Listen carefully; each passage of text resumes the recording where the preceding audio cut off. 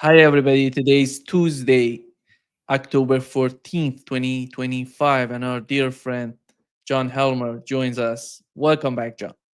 Thank you for having me back, Nima.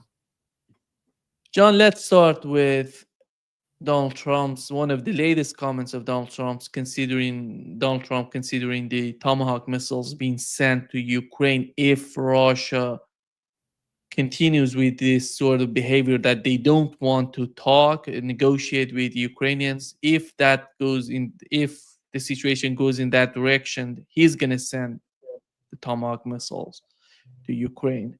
And on the other hand, we had Zelensky suggesting that there are there are various ways to send these Tomahawk missiles to Ukraine. One of them is NATO's PURL program, which other countries within NATO can buy them from the United States and then send them to Ukraine. What's your take? What's your understanding of the latest moves towards sending Tomahawk missiles to Ukraine? Well, let me start with something I think fundamental that we need to understand about the Russian approach. In fact, everyone's approach to President Trump. Trump is not, and we've said this before, Trump is not the decision maker. He's a retro actor. He is endorsing by jingle, by slogan, by repetition, by dramatization, what's already been decided. He's not the ventriloquist here. He's the doll. And what comes out of his mouth depends on whose hands are in his back, or in Trump's and the Trump family's case, whose hands are in his pockets. So when we talk about what Trump says, we have to understand the forces pressing in at the White House, in the Washington administration, between the administration and Kiev, and between the administration and the major European powers, particularly France, the UK, Germany, and to a lesser extent, Italy and the others. What Trump was saying is that he thinks, because there is a view in Washington and in Europe, that if the Ukrainians can be made to appear to be winning the war, but if they can be made to appear to be damaging the Russian economy in a serious way, and Trump has said it because there are all sorts of European and American claims, and the mass media that reflect those claims endorse them. Rising petrol prices, queues in front of Russian gas stations, and so on. The Russian economy's crumbling.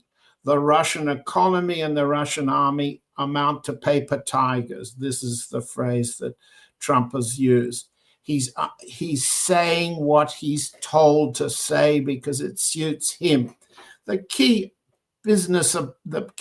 aspect of his character that he adds to the Tomahawk issue is he thinks he can intimidate an adversary or opponent. So what he said was on the aircraft heading towards Palestine, in the first place, he's threatening. He's good at that. He's had a whole lifetime imitating his father. He threatens. He intimidates. And he says, if I really think I'm reading from my text, I really think President Putin would look great if he got this settled. And I think he's going to settle it, but we're going to see. If he doesn't, it's not going to be good for him, not going to be good. Then he goes on to talk about the Zelensky proposal for Tomahawks, which would be paid through NATO, as you just said. Then he says his belief is that he can intimidate Russia, threaten Putin, the paper tiger, the disintegrating economy, by showing that the Tomahawk is an effective weapon that is deterrent for Russian plans. And so he says, I think I might, I'm quoting, I think I might speak to Russia about that, in all fairness. I told that to President Zelensky because Tomahawks are a new step of aggression, right? And then he was asked, you mean you'll talk to Putin about the Tomahawks? Trump. And I might talk to him. I might say, look, if this war's not going to get settled, I'm going to send them Tomahawks.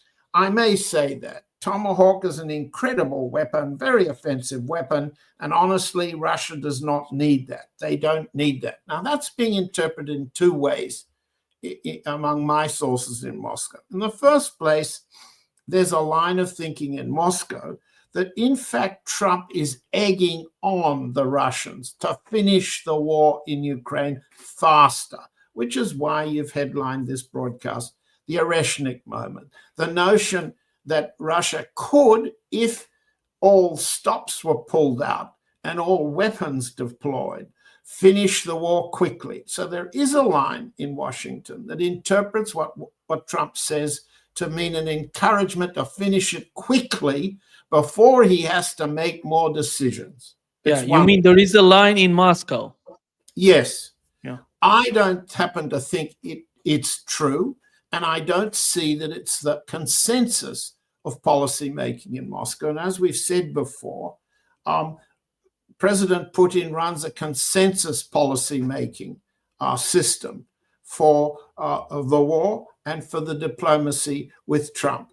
But there is no readiness to criticize Trump on the basis I've just said. Nobody will call him the ventriloquist doll. Nobody will refer to his cognitive incapacities. Nobody will refer to his weaknesses. No one will criticize him. In fact, as you've seen over the past few days, President Putin has gone to some lengths to endorse him for the Nobel Prize after the event, without criticizing that the Nobel Peace Prize went to someone whose aim is to destroy the Venezuelan regime, with which Putin has a strategic partnership treaty, for God's sake. So the Tomahawk issue means different things to each side. Let's just take the three sides. On Trump's side, it symbolizes his sense of potency. Never mind that the Tomahawks he ordered fired against Syria had a success rate of something less than 70%. He thinks it's an intimidating weapon because intimidation is how he negotiates, if you want to call that negotiation.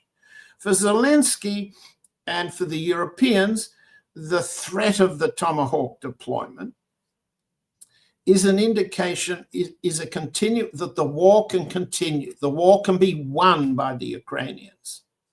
And Zelensky understands he needs to have that message over and over again. So it suits him almost as much if Trump says, I'm thinking about it, as if Trump says, I've been decided. Because if it's been decided that missiles will be fired and Russia will not only shoot most of them down, but will retaliate.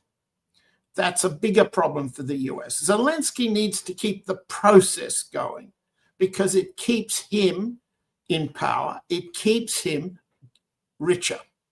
Second, Zelensky, in pursuit of this and the other agenda items, the Patriot missile, the funding and so forth, Zelensky needs to be seen in the world as constantly talking to Trump.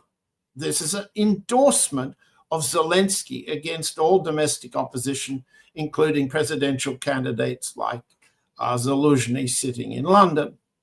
So Zelensky's going to go to Washington to see Trump to discuss Tomahawks, which they say they can't talk on the telephone. You mean they can't talk on the telephone? Of course they can. What they're going to do is for Zelensky a photo opportunity to show that he is fully embraced by Trump and the administration to continue the war. So that's Zelensky's interpret, that's the use that Zelensky makes of the Tomahawk issue. The Russian side is a combination of arguments. In the first place, there was an argument over whether President Putin had played down the Russian reaction if the Tomahawk is fired. That was then corrected since Putin's appearance in Valdai. He had his spokesman point out that the Tomahawk is nuclear capable. So if it's fired, the Russian side has to understand it may carry a nuclear warhead, which would be the case, possibly, as has been explained by President Putin many times for the last 10 years, if the Tomahawk is fired from the Polish Aegis battery or the Romanian one. So the deployment of the Tomahawk threatens a retaliation. It threatens potential tactical nuclear retaliation by the Russian side, or it threatens the next best thing or the better thing, and that's the Oreshnik. So then there's a discussion in the Russian side that we don't need the Oreshnik. We are proceeding slowly at a pace and with methods that minimize our casualties to destroy the Ukrainian army. The Oreshnik can destroy its target, thoroughly obliterate it. But if it destroyed some chunk of the decision-making capacity in Kiev, it's unlikely to catch Zelensky, Yermak, Budanov, and the others. Why? Because they don't live, work, or sit in Kiev any longer. Zelensky himself may hardly be in Kiev except when he's meeting people like Kaja Kallas, the Estonian who currently is the foreign minister of the European Union. He shows up for ceremonial reasons. He is elsewhere. So the Oreshnik, as a retaliatory option from a Russian point of view, has destructive power, yes, but limitations for ending the war quickly. But so that's the way in which the Russian side is dealing with the so-called Tomahawk threat. No criticism of Trump, always suggesting that the Trump understandings are continuing. And that's an argument too in Moscow. John, after all, the plan on the part of the United States and Donald Trump himself, in my opinion, is to pressure Russia, and the leverage they want to create for themselves is through, somehow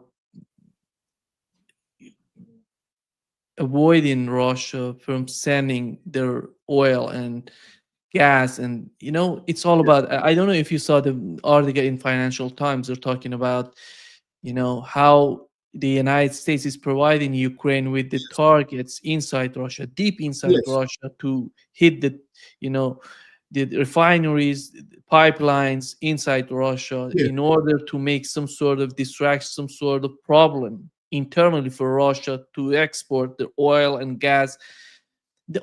And we had Scott Bessent 2 days ago, again and again, over and over, repeating that China and India should stop buying Russian oil. They can buy it from the United States. The ultimate goal is you go with the soft power on Russia, on China and India, maybe Turkey comes to the game. Or on the other hand, you somehow provide Ukraine with the intelligence, with the targets through Europeans or directly to Ukrainians to hit the targets deep in Russian soil in order to make some sort of problem internally for Russia. Yes. How is that going to be perceived by the Putin administration and the people in Moscow? Because the evidence is out there. What would be the reaction to that?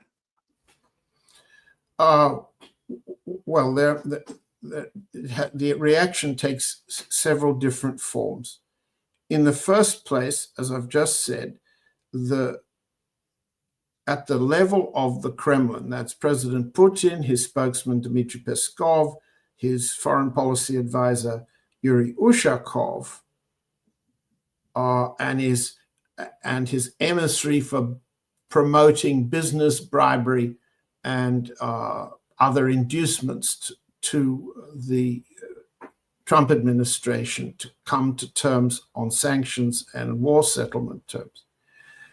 There will be no criticism of Trump. In fact, they will go on flattering Trump with the purpose of what they say is continuing the understandings in Alaska. On the other hand, President Putin has delegated to the general staff the job of finishing the war at the lowest human cost to the Russian side. So this is a massive escalation of electric war campaign, attacks on the electric infrastructure of trains, lighting, sewerage, and all the functions of the cities, bakeries, sewerage processing, and so forth, and the railways. In this context, the other side is coming up with the continuation of the war against the Russian economy. And as you said, it takes several forms. First, you mentioned the secondary sanctions threat, the pressure on China and India, the principal buyers of Russian oil, gas, and coal too. It's more than 80%. It's more than Correct. 80%, yeah. Yes. So that as Europe cut off its trade with Russian energy, the Russian energy has been reoriented to India and China principally. So the theory of war fighting against Russia is destroy the oil and gas trade, and you destroy the Russian capacity to fight. And you will bring them to capitulation as quickly as possible. So one instrument is secondary sanctions. One instrument is direct attacks on the tanker fleet. And we've seen two examples of that in the last 2 weeks. The French boarding of the Borosay tanker off Saint-Nazaire, which a Borosay tanker was a Benin flag tanker. It had changed its name, it had changed its flag. It's described in the Financial Times and the Bloomberg and the anti-Russian press as part of the Black Fleet. In other words, the sanctions busting fleet.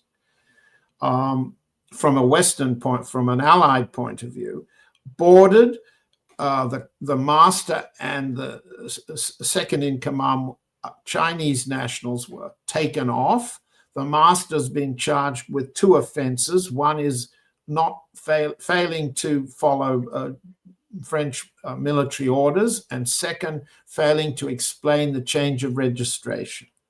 In other words, trumped up charges designed to slow the vessel down and stop it without seizing its cargo.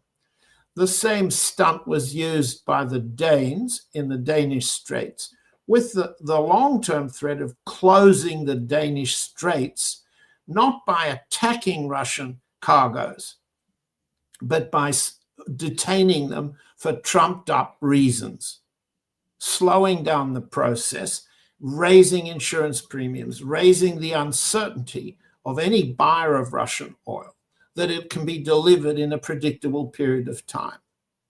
This is a direct attack on the trade, which threatens to close the Danish Straits, the exit from the Baltic Sea into the Atlantic. And that's a very serious threat to Russian trade logistics. The third method is to attack physically, planting mines and attacking tankers, and that too has happened. So there are direct military, there's pseudo-military, and then there's the secondary sanctions, the economic pressures, all of which are part of the package of economic war. Why are we at this stage? Because all of the direct sanctions on Russia since 2014, the Obama administration began it, have failed. They've failed to deter Russian military success. They've failed to make a significant impact on the Russian economy, and they've done nothing whatsoever to damage President Putin's stable, extremely high, 87% public approval rate. And the sanctions on Russia have had the positive effect of reversing almost half a generation since 1996 of capital disinvestment by the oligarchs of 1996, who've continued in power under the Putin administration. So the failure of economic warfare against Russia has led to this stage now. Does that explain what you were asking me to explain? Yeah. John, looking at Europe today, if let's assume they manage the way that Donald Trump somehow decides to continue the conflict in Ukraine, what Yes. is in the mind of Europeans? Do they want to let Ukraine on the front line and just kill more Ukrainians, or they're planning to do something, to put troops on the ground in Ukraine, or escalating the situation with Russia in terms of maybe directly involving, being involved in some sort of conflict? I'm not talking about attacking Russia, but putting more mercenaries, sending more, this military officials to Ukraine to help them. What is in the mind of Europeans as we talk? It's another good question. Remember, we started with one fundamental. Trump is not the decision maker. So now let's go to the second fundamental. Each of the European states has its own good political reason for war with Russia. So we have to look at each of the European states to understand the answer to your question. Overall, we could say, unlike some of my US blog and podcast colleagues, the Europeans are not brain dead. Their coalition is not the coalition of the brain dead. They are not stupid. Yes, they've encouraged a doctrine of racism. Yes, they've created an information war that produces fictions like Novichok as a Russian weapon invading the UK and then invading Germany and so on. But each country, each of these major powers, has its own good reason for continuing the war.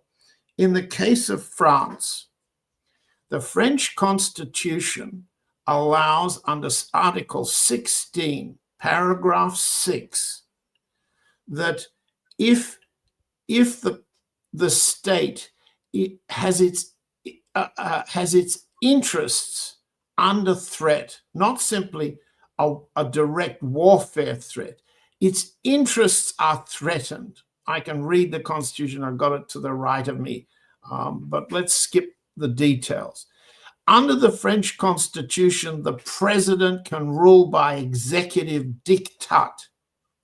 And President Macron, facing the last years of his second term, he ends in 2027, is extremely unpopular, but he's effectively ruling without parliament, without actually invoking Section 16 of the Constitution. But war with Russia and the economic warfare that we just described, and the threat that the Russians will fly drones out of the Ukraine into Denmark, Poland, and possibly France, and so on and so on. All of this stuff is part and parcel of Macron's attempt to rule alone, defy Parliament, which itself is so divided it can vote to no confidence in the prime minister, and Macron can send back the same man to be prime minister again, Sébastien Lecornu. Why? because Macron is now ruling alone, dictatorially, and the war is essential to that form of rule under the French Constitution. What about in Germany? In Germany, you've got, and I'm just reaching to read you the unpopularity of these states making war with Russia. Trump has a negative approval rate of -11. He's much more popular, or should we say much less unpopular with American voters than the Europeans who want to continue the war. Meloni is -22, Meloni of Italy. Friedrich Merz, the German chancellor, is -30 percentage points. Keir Starmer is -47. You're getting to the bottom of the barrel. And finally, Macron is -55.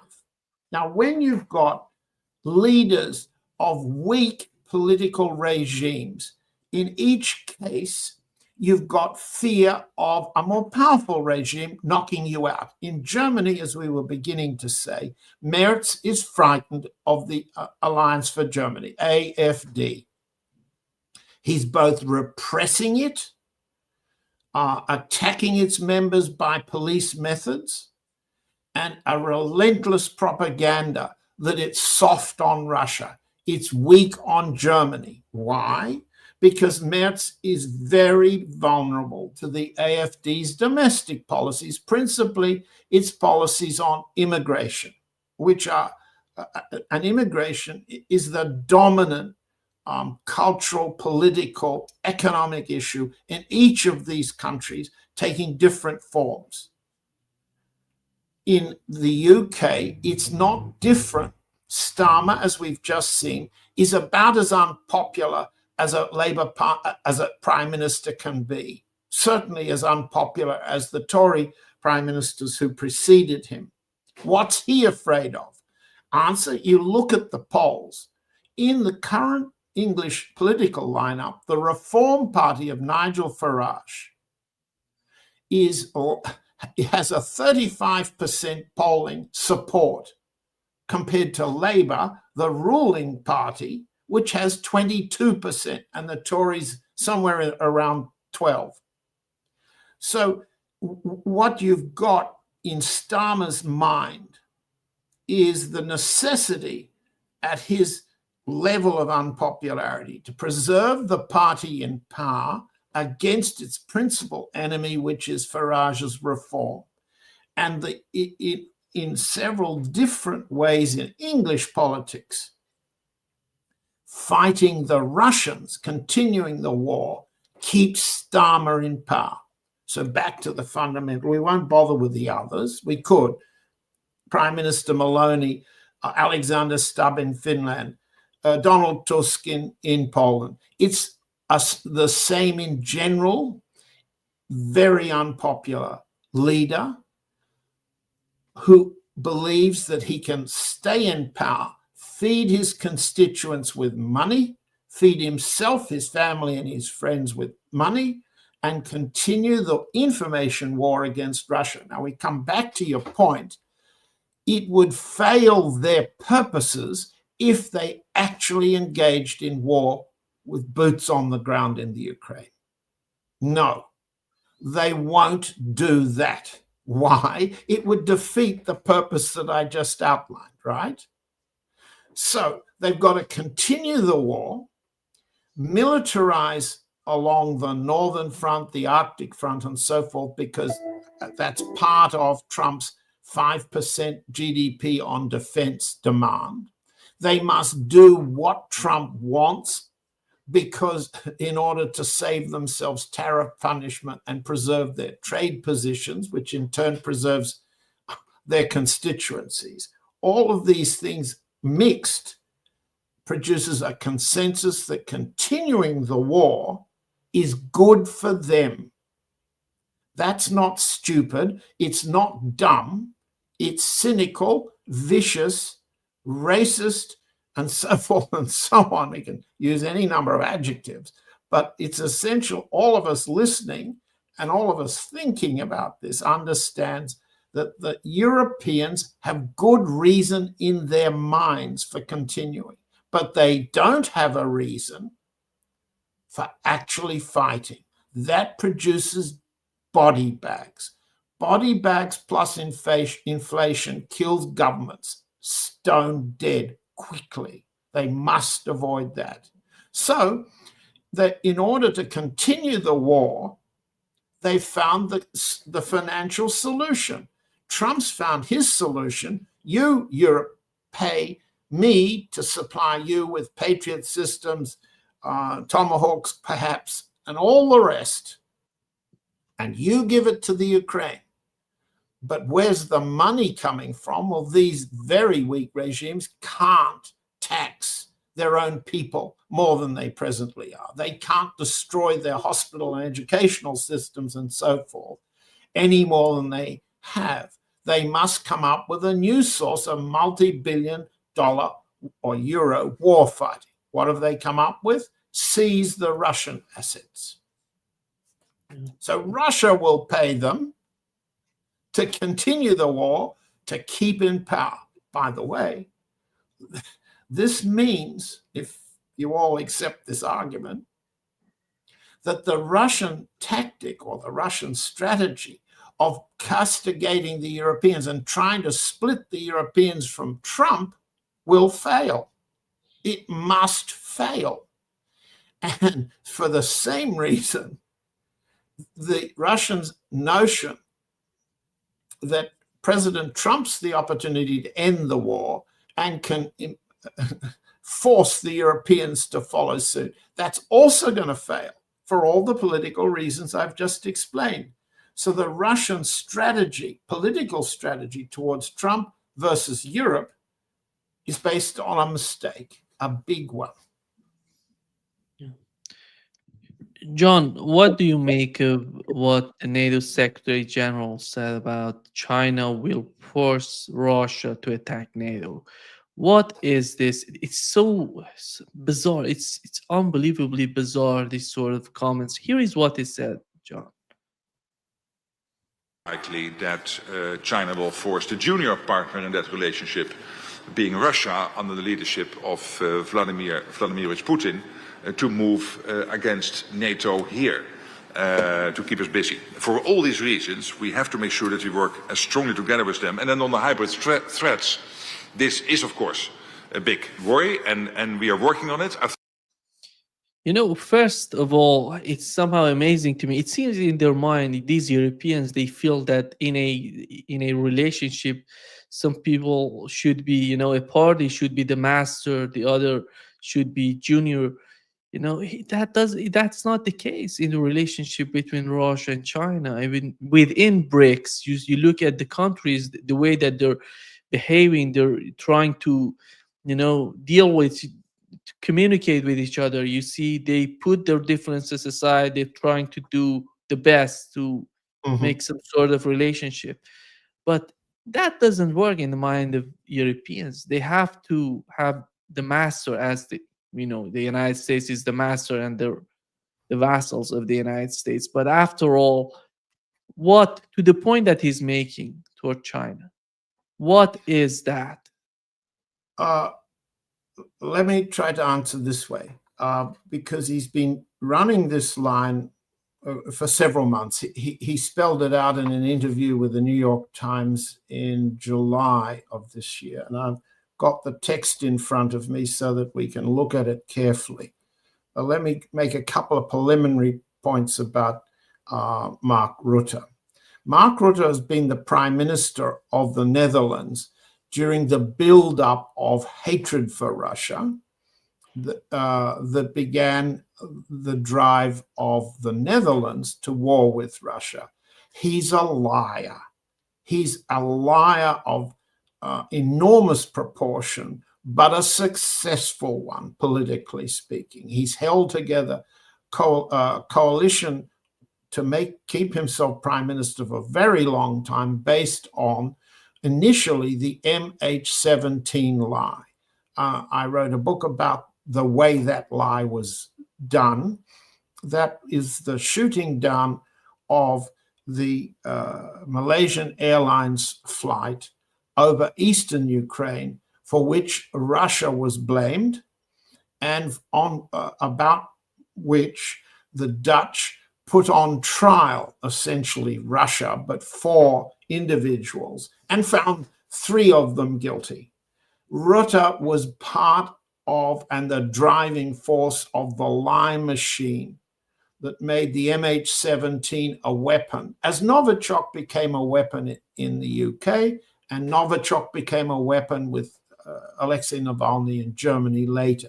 These are massive attempts to persuade public opinion in those countries to accept war footing with Russia. Information war to begin with, propaganda to begin with, then economic sanctions with the penalties the Dutch have paid for the loss of their massive losses of their trade with Russia, and ultimately now the reorientation of NATO. That's the kind of lie that Rutte has been successful at, okay? If you're successful, you go on repeating the lie, and he's achieved a promotion to NATO, and he's making a more public display of being Secretary General of NATO under the arm and guidance of President Trump, which is considerably more effective in PR terms than his predecessors. Now, what is he doing there? Well, he's trying to keep President Trump in NATO. The biggest threat to the system of lying that kept Rutte in power in the Netherlands was that the US would abandon them. And they all remember that Trump became very negative towards NATO for, quotes, not doing its share. So each time Rutte speaks of taking the war against Russia to China and getting China to come under NATO's guns and so forth, he's trying to feed what he believes to be the US policy, where China is the principal weapon. Let me read you from the New York Times version of what he would say, where he's trying to keep Trump in NATO by aligning NATO with Trump's China objective. If you want to defend the US, I'm quoting Rutte, you have to make sure that 3 things are secure. You need a secure Arctic, because it's opening up and the Chinese and Russians are sailing there. You need a secure Atlantic because it's your sea. It's crucial. He's talking by your, he means the Americans. And you need a secure Europe because Russia's here and Russia is reconstituting itself at an incredible pace, not to attack Norway, but to attack ultimately the US. If the Arctic, the Atlantic Ocean, and Europe are not secure, the US has a big problem. So you see what he's doing? He's trying to say, we are on the front lines of protecting you, Mr. President, Mr. Trump. Second, then he says about China. This is where he tries to make the pitch that NATO can serve Trump's objectives in combating its principal enemy, China.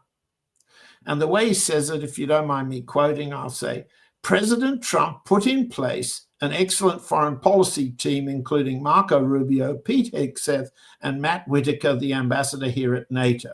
And there's broad agreement that when it comes to the defense of NATO territory, the US is part and parcel. That means it's not only about defending Europe, it's about the United States. The US is not secure if the Atlantic, Europe, and the Arctic are not secure. That's his first point.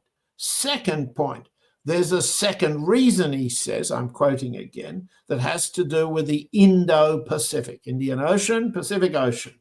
There's an increasing realization, and let's not be naive about it. If Xi Jinping would attack Taiwan, would first make sure that he makes a call to his very junior partner in all of this, Vladimir Vladimirovich Putin, residing in Moscow, and telling him, hey, I'm going to do this, and I need you to keep them busy in Europe by attacking NATO territory. That's the most likely way this will progress. And to deter them, we need to do two things. One is NATO being so strong that the Russians will never do this. And second, working with the Indo-Pacific, something President Trump is very much promoting. You see, what he's saying is, we protect you, Mr. Trump, so you keep NATO together, and we agree on a funding and a political and a military relationship. You don't walk away from NATO. Second, you can't walk away from NATO because we're going to help you defend China. That's what he's doing. It seems to me, John, the mood in Washington is somehow is changing, because it's not just about, recently we've heard Benjamin Netanyahu talking about China. China is the main enemy, and Europe is changing the tone toward China. Do you feel that still having the conflicts, the two conflicts with Russia and in the Middle East, the administration in Washington somehow shifted toward China more aggressively, they're trying to be more aggressive toward China, or there still is part of the game against Russia? The whole thing is the game against Russia. Well, it's both. My answer to you would be it's both. And we tried to explain this by pointing out that some of the people who've got more brains than Mr. Hegseth at the Pentagon have actually put to paper. Elbridge Colby, the Undersecretary of Defense for Policy, that's the brains behind policy and strategy, and his partner, whose name suddenly escapes me, have written papers through a consulting firm they run in Washington that proposes the idea of sequencing of wars. The US should conserve its military capacities to fight only those adversaries at the point at which it can win. It should not waste its resources where it cannot win definitively and overwhelmingly. Sequencing of wars means to them, move on from the Ukraine battlefield. We'll sell the weapons. Europe will provide, pay for them, supply them to the Ukrainians. The Ukrainians will do the fighting and the dying. We, the US, will move on to the other principal priority battlefield, which is China.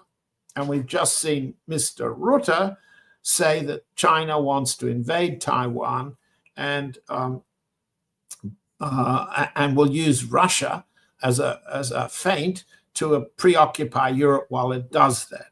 So sequencing of war is what the US strategy of war fighting is. In that sequence, Russia is just as much a target and an enemy and an adversary as China. But the priority for the Americans is China with maximum resource. And you can see the Trump administration, Bessent, the Treasury Secretary whom you've just mentioned, is escalating all the time the trade war weapons against China, leaving the Europeans to fight the war on the battlefield for the US, on the battlefield of the Ukraine, while the US concentrates elsewhere. As my understanding, that's what they're doing. Yesterday, John, there was Lover was answering the question from the Arab media, and they were asking about many issues. One of them was the peace deal, Trump's peace deal in Egypt. And Lavrov was asked why was Russia not invited to the to the summit they had. Your take on that? He said that he put the blame somehow, in my opinion, he was trying to put the blame on Egypt, but we know that Egypt was i- they're nothing in my opinion. It's all said by the United States. Donald Trump has decided who's going to participate, who's going to be there. And your take on the whole situation, what is happening in the mind of Russians in terms of the case of the Middle East? Well, I'm sure you mean to divide the Middle East between Iran on the one hand and the Arab world on the other. Yeah. And this is about the Gaza genocide and Israeli threats to the rest of the Arab world, in particular Syria, Lebanon, and so on. Iran's a slightly different case. Iran was also not invited, as I understand, although there was a controversy of whether, if Iran was invited, Mr. Pezeshkian would go.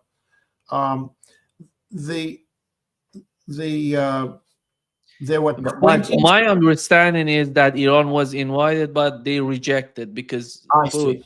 the foreign minister of Iran said that they're not going to be there. And then Pezeshkian, the president, nor the foreign minister of Iran, they said that they're not going to be there. There is no point to talk with the United States after being attacked and sanctioned by and threatened by the United States. Go ahead.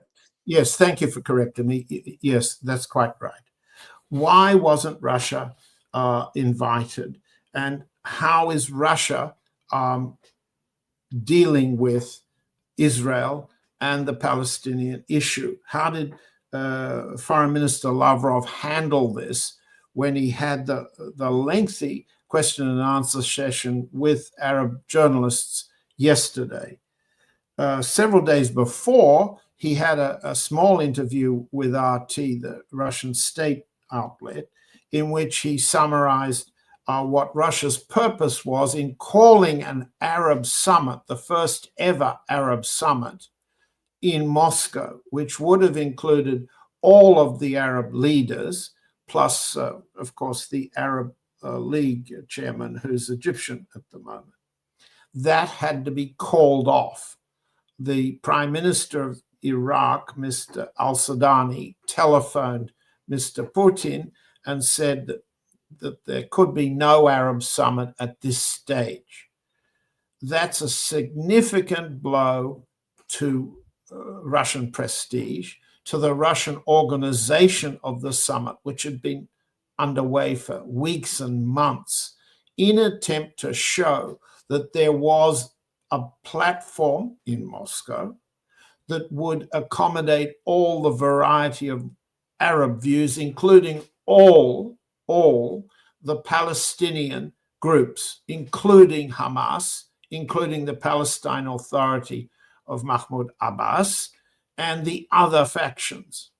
By the way, they weren't invited to the peace summit either. There was Mr. Abbas, but no other Palestinian. The combatants who signed the peace agreement were not invited to the peace summit.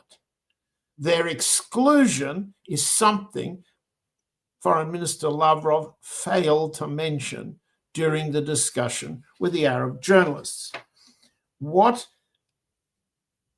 has happened in Russian policy is very significant over the last few weeks. We've talked a lot about it since the collapse of the Bashar al-Assad regime in Syria and the withdrawal of both Russia and Iran from Syria and its occupation and partition by Turkey, Israel, and the United States. What happened in the last week or two in Russian politics is complicated and not really discussed openly. In the first place, there's the perception, I'm not making news here, that President Putin has a special relationship with the Israelis. He demonstrated that by making a telephone call to Prime Minister Netanyahu last Monday, and he did not call any of the Arab leaders. He then followed that with a telephone call to President Erdogan of Turkey.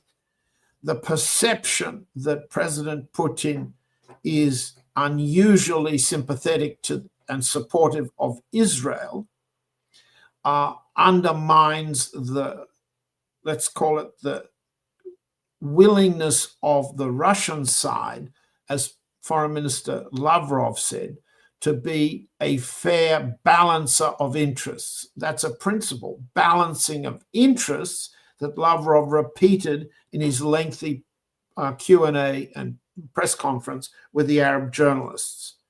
What he said and what he didn't say, we'll try to answer quickly, because that tells you quite a lot about the unresolved differences within Russian policy and the perception in the Arab world that either the Arab world doesn't understand what the Russian policy is or doesn't trust the Russian policy.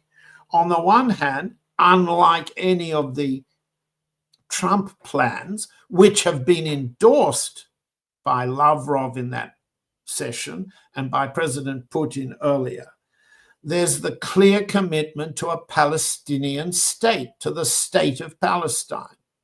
The Russian side is consistent with that. The American so-called peace plan and the peace summit and the declaration signed by just two Arabs, the Qatari Emir and the president of Egypt, General Sisi, and one Turk, President Erdogan. Only 3 out of 27 signed, and it doesn't commit to a Palestine state. Neither does Trump's 20-point plan for Gaza. No commitment to a Palestine state, no commitment to Palestinian governance in the Gazan territory. And as Lavrov said, it's another positive of Russian policy. There's no mention of the West Bank in the so-called peace summit in Sharm el-Sheikh. And as Lavrov pointed out, the Palestine state must include all those territories, not only Gaza, but the West Bank. Also, Lavrov mentioned Hamas as one of the Palestinian interlocutors for the eventual settlement of peace between the Arabs and Israel in the territory of Palestine. Hamas, said Lavrov, quotes, remains part of Palestinian society. That contrasts directly, explicitly with Trump's 20-point peace plan, which says that Hamas doesn't exist and will no longer exist in the Gaza territory. So I'm saying, why am I saying this? Because there are very significant differences between the Russian policy that would have evolved at an Arab summit in Moscow, that Lavrov spelled out, but Lavrov doesn't point out that these are fundamentally contradictory to the objectives of the Americans and the Israelis in the so-called 20-point Trump plan and the so-called peace summit declaration of the Turks, the Qataris, and the Egyptians. What is the Russian policy on such things as President Trump's Board of Peace, the international overseers, the BOP, Board of Peace, that would eliminate Palestinian governance by imposing a viceroy? Tony Blair was recommended. Trump's going off Tony Blair. That's an important point. The Arabs have told him, that's the Qataris, the Emiratis, the Saudis, we won't tolerate Blair. So Trump has said on his airplane on the way to Israel, Jerusalem, and then Sharm el-Sheikh, that he's got to ask the others what they think of Tony Blair. But let me see if I can read you what Lavrov said. You would think the Russian side would say that an international body cannot dictate the sovereignty of Palestine.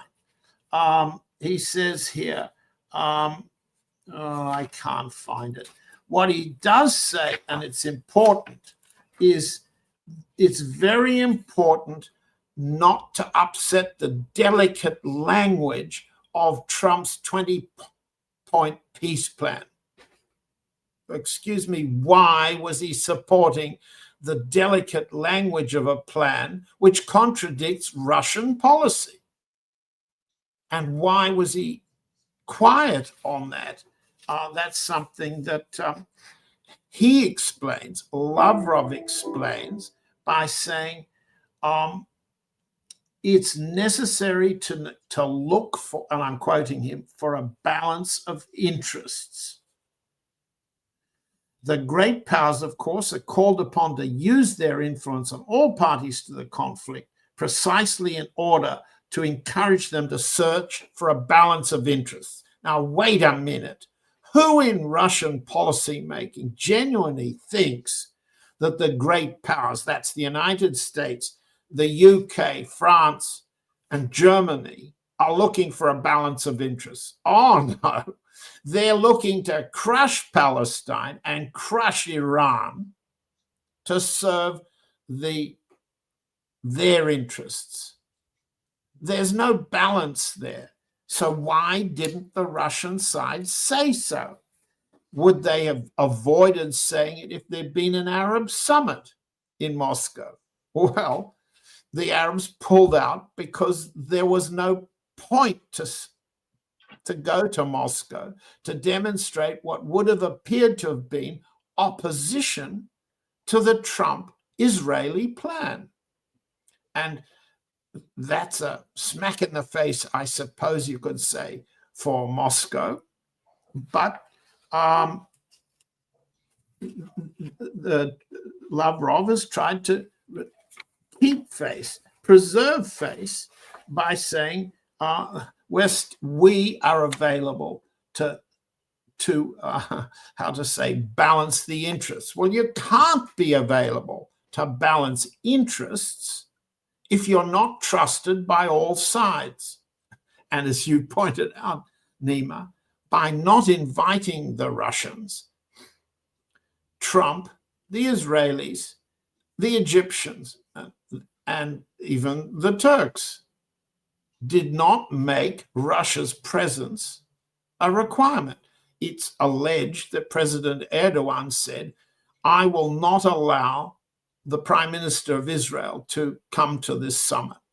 Israel must not appear at this summit. Erdogan apparently said that. Why didn't he say the Russians should? Because he didn't want them any more than others did.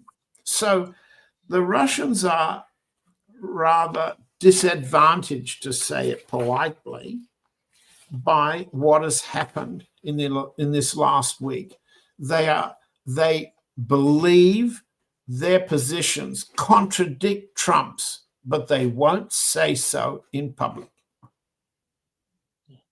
You know, the summit somehow reminds me of the summit. You remember the summit, the peace summit in Switzerland? You know, they all gathered in Switzerland for Ukraine, and Europeans together with Zelensky talking about something that wasn't in the hand of the people who were talking about the case of Ukraine. The same thing is happening has happened in Egypt, in Sharm el-Sheikh. And John, why does Donald Trump, why has he needed to have this summit? What was the main reason? Because it's not about anything substantial with the case of Palestine. It was something else. What was that? Well, even a ventriloquist doll has to appear on stage. And the stage was this time one that he dominated. He managed to bring 27 states 27 guests, one of whom is the chairman of the FIFA, the International Football Association, whose name is mentioned at the same protocol level as the Secretary General of the United Nations, Mr. Gutierrez. This was a tribute to Trump. And second, Trump used the tribute in Israel to protect and advance Netanyahu. He asked, quotes, for a pardon for Netanyahu. You can't pardon anybody who's not been convicted, and Netanyahu hasn't been convicted. But there you saw Trump, Kushner, and Witkoff telling the Israelis, Netanyahu is a great war prime minister, a great war fighter, a great defender of Israel. I endorse him. We endorse him. We need him. Don't prosecute him. That was one thing. Second, you saw, and a lot of the podcasters and bloggers have picked up the microphone pickup of private things that Trump was saying. Each one of those individuals has a business deal they want to use with Trump's relatives, his sons and others, in order to advance their own agenda with Trump. So it was a grandstand for Trump to solidify himself at home. I'll come back to the polls in a minute. It was a way of making money, which is what the hand inside the doll always does, reaching for the pocket. And you heard the Indonesian president asking for contacts with Eric Trump, business deals. So it serves all of their natural purposes. It served Netanyahu's particular political purpose. It makes the anti-Palestinians, and I'll call them that, the Egyptians, for example, potentially the occupiers of Gaza, who will, if Trump agrees and the summit, let's say, seems to endorse an international force. Remember, they've abolished the whole principle of Palestinian governance. No transition of Palestinian technocrats. No, there's going to be an army of occupation supervised by the Israelis and the Americans. Who's going to be in it? If the Turks are in it, they will have begun to occupy another part of the old Ottoman Empire. They will be in Gaza as they're currently in Syria. If the Egyptians are in it, they will have recaptured Gaza for Egypt. In other words, the Gaza arrangements will become part of the old history of Egypt and Turkey. Well, that's why they're there. For Trump, I've got to reach for my opinion polls. At the moment, the latest opinion polls in the US show no improvement in Trump's unpopularity. No improvement whatever, flat. So the great peacemaking effort that he wanted to show on screen for several days has so far failed to rally American voter support. But that's what it was for in his in the calculation of those behind him at the White House, Stephen Miller and others, whose job it is to get themselves in power and stay in power. So it was a platform to raise their popularity. And for the time being, American voters aren't fooled. That's intelligent.